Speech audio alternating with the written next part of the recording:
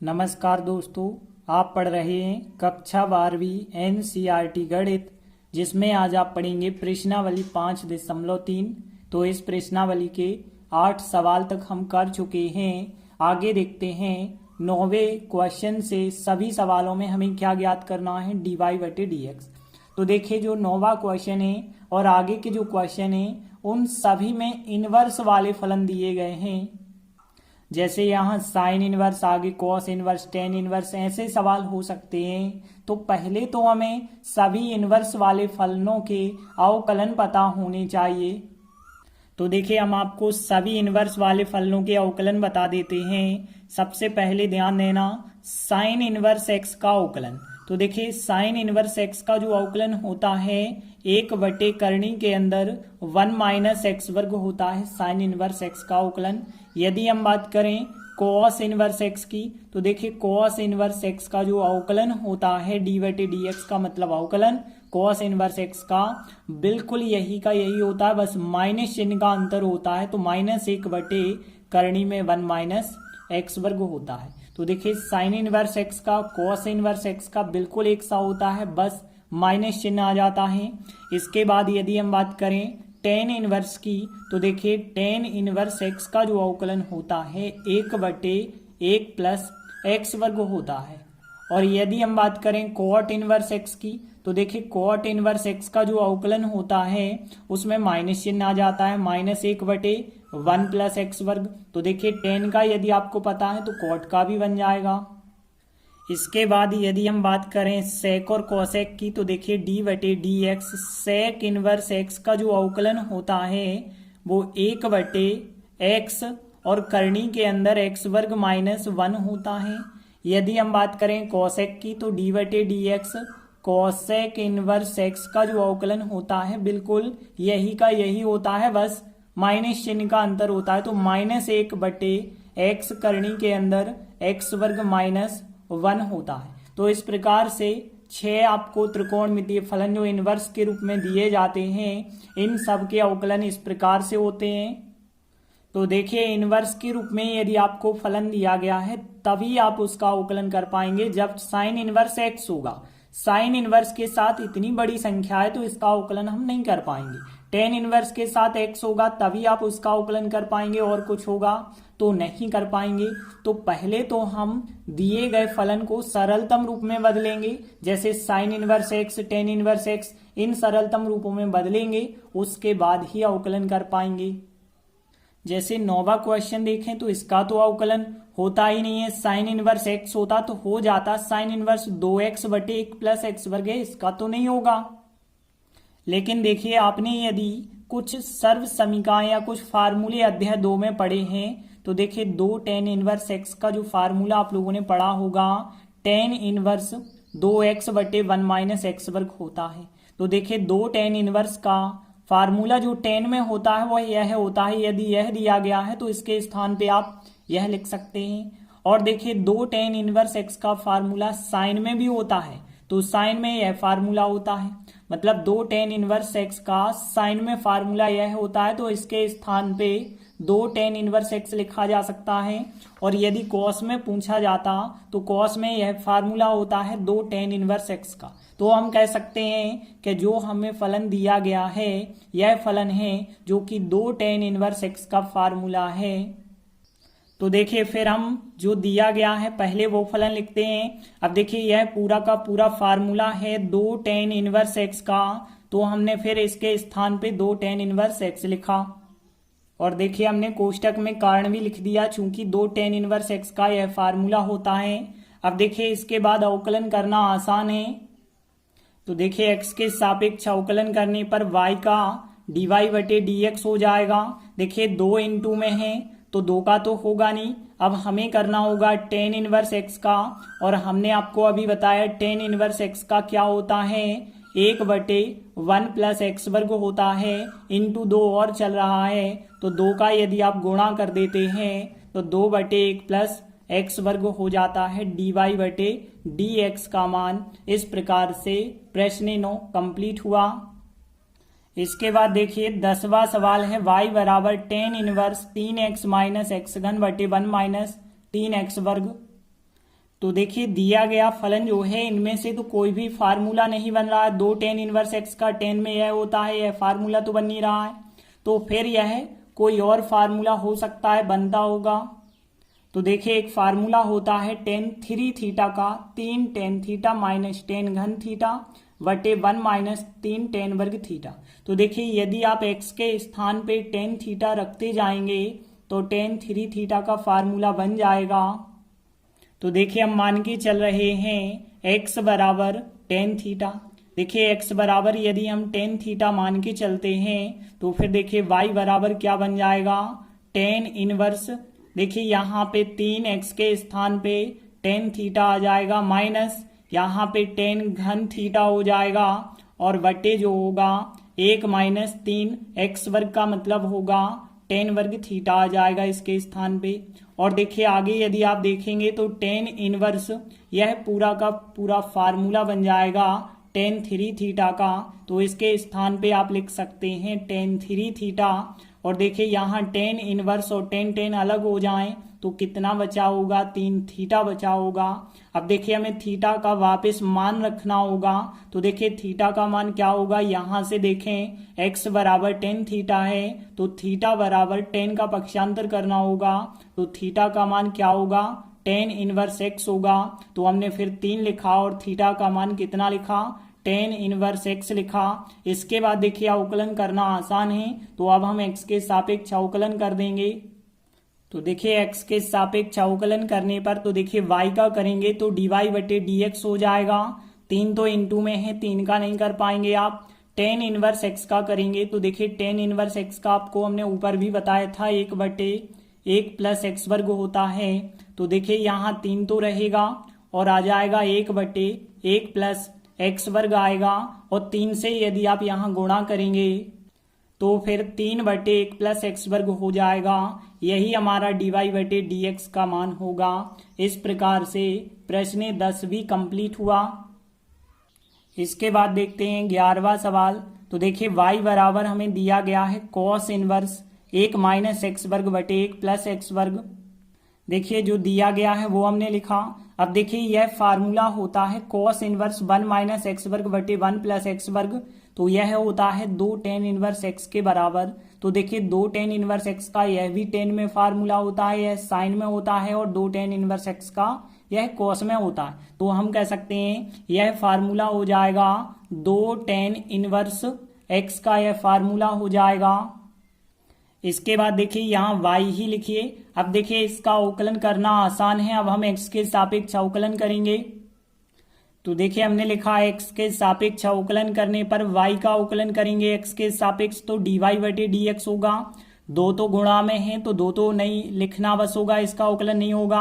अब हमें tan inverse x का अवकलन करना होगा तो लिखा d बटे dx tan इनवर्स x। और देखिए आपको पता है tan इनवर्स x का अवकलन होता है 1 बटे 1 प्लस एक्स वर्ग।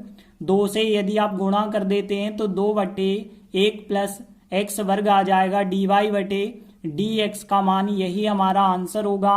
तो इस प्रकार से 11वां सवाल भी कंप्लीट हुआ। इसके बाद देखिए 12वां सवाल हमें दिया गया है y बराबर साइन इनवर्स 1 माइनस एक्स वर्ग बटे 1 प्लस एक्स वर्ग। देखिए अभी हमने जो ऊपर सवाल किया यहाँ साइन के स्थान पे cos था। तो देखिए जब साइन के स्थान पे cos था तब तो यह फार्मूला बन चुका था 2 tan इनवर्स x बराबर होता है cos इनवर्स 1 माइनस एक्स वर्ग बटे 1 प्लस एक्स वर्ग का। लेकिन यदि यहाँ पे साइन आ जाए तब यह फार्मूला नहीं होता है। तो आप क्या करेंगे, कोशिश करेंगे कि यहाँ का साइन जो है cos में चेंज हो जाए। तो देखिए एक आप लोगों ने फार्मूला देखा होगा sine inverse x plus cos inverse x बराबर होता है पाई बटे 2। तो यही फार्मूला हम लगाएंगे। साइन इनवर्स x और cos इनवर्स x दोनों का योगफल पाई बटे 2 होता है। अब देखिए यदि आपको साइन इनवर्स x का मान चाहिए तो आप ऐसा तो लिख सकते हैं पाई बटे 2 माइनस cos इनवर्स x लिख सकते हैं। तो देखिए बिल्कुल हम यही चीज यहाँ पे करेंगे। तो साइन इनवर्स को हम पाई बटे 2 माइनस cos इनवर्स लिख सकते हैं ना, बिल्कुल इस फार्मूले के द्वारा 1 माइनस एक्स वर्ग बटे 1 प्लस एक्स वर्ग यहाँ पे है। तो देखिए हमने यह फार्मूला लगाया साइन इनवर्स x बराबर होता है 90 माइनस cos इनवर्स x। इसके बाद देखिए यहाँ कॉस इनवर्स यदि आ चुका है तो यह जो है फार्मूला हो जाएगा 2 tan इनवर्स एक्स का। तो देखिए पाई बटे 2 तो हमने लिखा, अब यह पूरा फार्मूला हो गया है 2 tan इनवर्स एक्स का, और अब अवकलन आसान हो चुका है। इसके बाद देखिए अब हम एक्स के सापेक्ष अवकलन आसानी से कर सकते हैं। तो देखिए एक्स के सापेक्ष अवकलन करने पर y का करेंगे तो dy बटे डी एक्स होगा। देखिए d बटे डी एक्स करके आप लिखेंगे पाई बटे 2 का अवकलन करना है। देखिए यहाँ 2 इंटू में 2 का तो नहीं होगा, d बटे डी एक्स करके हम लिखेंगे tan इनवर्स x का करना है। अब देखिए आपको पता है अचर पद का अवकलन कितना होता है 0, पाई बटे 2 अचर पद है, इसका अवकलन 0 होगा। -2 लिखा इंटू tan इनवर्स x का यदि अवकलन होता है आपको पता है 1 बटे 1 प्लस एक्स वर्ग होता है। और देखिए -2 का यदि आप गुणा करेंगे तो -2 बटे 1 प्लस एक्स वर्ग हो जाएगा dy बटे डी एक्स का मान, और यही हमें ज्ञात करना था dy बटे डी एक्स। तो इस प्रकार से 12वां सवाल कंप्लीट हुआ। इसके बाद देखिए 13वां सवाल दिया गया है हमें फलन y बराबर कॉस इनवर्स 2x बटे 1 प्लस एक्स वर्ग दिया गया है।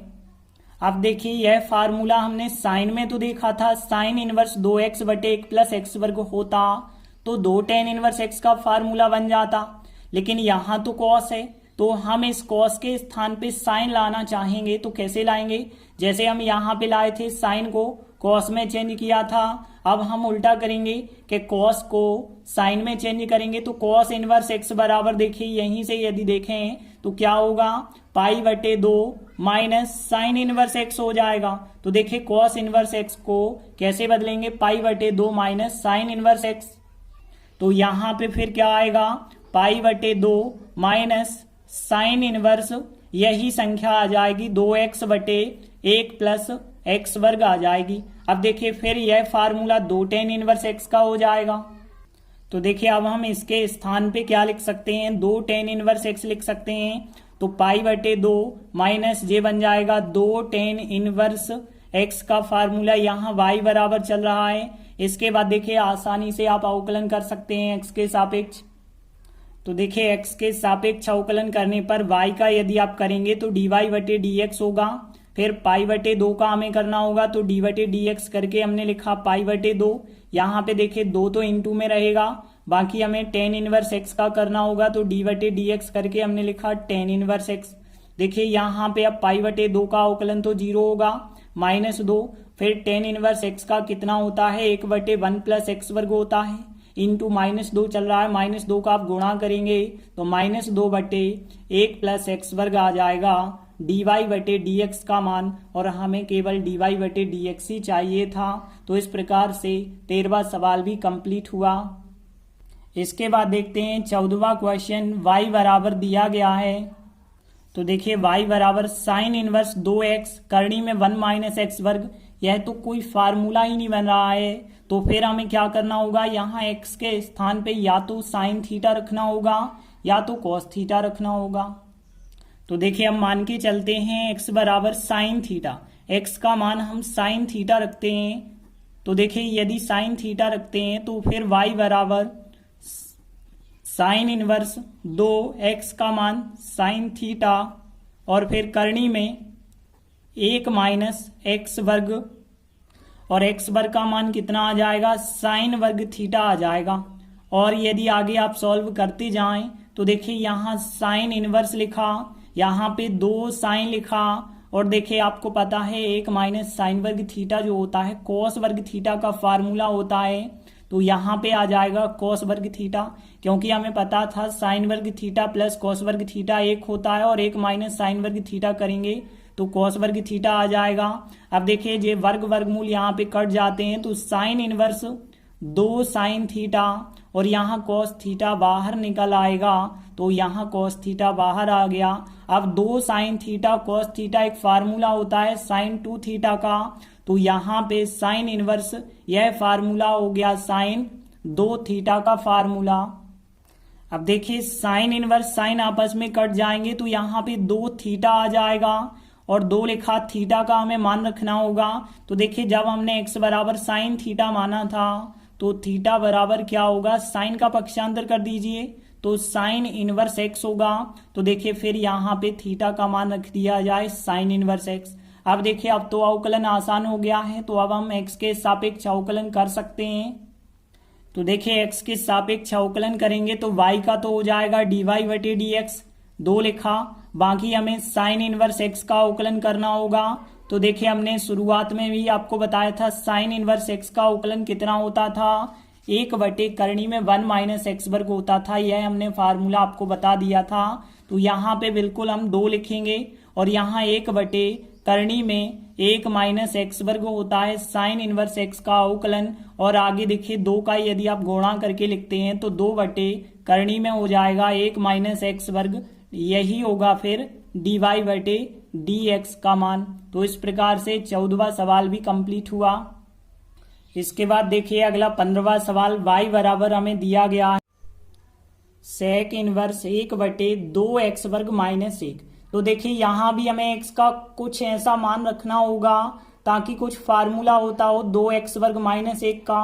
तो ध्यान देना इसके लिए एक फार्मूला है 2 कॉस वर्ग थीटा माइनस 1 बराबर कॉस 2 थीटा। तो देखिए यहाँ पे फिर हमें x के स्थान पे कॉस थीटा रखना होगा, तभी फार्मूला बन पाएगा 2 कॉस वर्ग थीटा माइनस 1 बराबर कॉस 2 थीटा।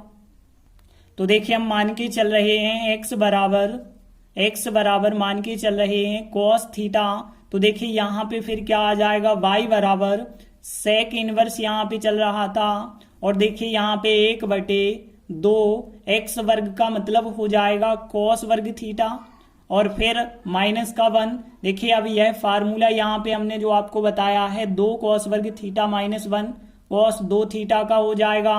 तो देखिए फिर आप इसके स्थान पे सेक वर्ग इनवर्स लिखा और 1 बटे यह फार्मूला हो जाएगा कॉस 2 थीटा का फार्मूला हो जाएगा। और देखिए 1 बटे कॉस जो होता है वो सेक कहलाता है। तो यहाँ पे हम कह सकते हैं कॉस जब ऊपर जाएगा पलट जाएगा तो वो बन जाएगा सेक 2 थीटा और सेक से सेक इनवर्स आप काट सकते हैं। तो यहाँ पे 2 थीटा प्राप्त होगा और 2 लिख के थीटा का मान रखना होगा। तो देखिए जब x बराबर कॉस थीटा हमने माना था तो थीटा बराबर क्या होगा, फिर कॉस इस तरफ जाएगा तो कॉस इनवर्स x हो जाएगा। फिर तो थीटा का हमने मान रखा कॉस इनवर्स x। इसके बाद देखिए अब आसानी से आप अवकलन कर पाएंगे x के सापेक्ष। तो देखिए y का यदि आप करेंगे तो y का x के सापेक्ष क्या हो जाएगा, dy बटे dx होगा। 2 इंटू में 2 का तो करना नहीं है, कॉस इनवर्स x का करेंगे तो d बटे dx कॉस इनवर्स x। अब देखिए हमने आपको अभी साइन इनवर्स x का बताया था, कॉस इनवर्स x का भी वही होता है, बस माइनस चिन्ह का अंतर होता है। तो देखिए यहाँ पे 2 इंटू माइनस 1 बटे करनी में 1 माइनस एक्स वर्ग होता है कॉस इनवर्स x का फार्मूला। तो यह जो है हमने इसका अवकलन रखा। अब 2 का यदि आप यहाँ पे गुणा कर देते हैं तो फिर -2 बटे करनी में आ जाएगा 1 माइनस एक्स वर्ग और यही हमारे dy बटे dx का मान होगा और यही हमें ज्ञात भी करना था dy बटे dx। इस प्रकार से 15वां सवाल भी कंप्लीट हुआ। तो हमारी प्रश्नावली भी इसी के साथ कंप्लीट होती है। धन्यवाद।